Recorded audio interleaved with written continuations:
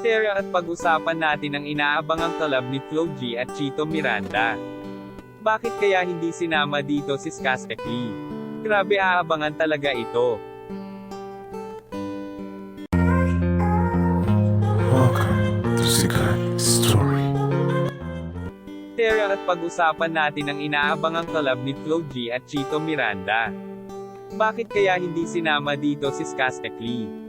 Grabe, aabangan talaga ito. Si Chito Miranda ay nag-post sa kanyang FB page ng "May batang makulit na bumisita sa akin kagabi sa Amarela Cucina, Tagaytay. Pareho kaming mahina uminom kaya nalasing kami agad. Sarap kasi ng kwentuhan eh.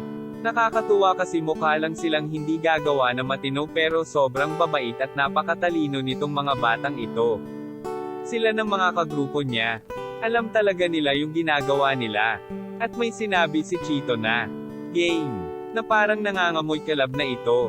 Ang post ni Chito ito ay umabot na ng 8,000 shares at 98k reaction makalipas lang ang 3 araw. Kaya naman sumagot si Flo G na, "Kitang-kita naman sa mukha ko yung saya eh. Stop muna tayo mga lods, promote ko lang muna itong channel ni Cromsy. Sa mga naghahanap ng iba pang update tungkol sa X-Battalion at sa mga sikat, puntahan nyo lang ang channel na ito. At huwag ninyong kakalimutang mag-like, share and subscribe para updated kayo sa bagong videos na ilalabas niya. Sa mga gusto pang magpa-promote ng channel or videos ninyo ay mag-comment lang kayo sa ibaba.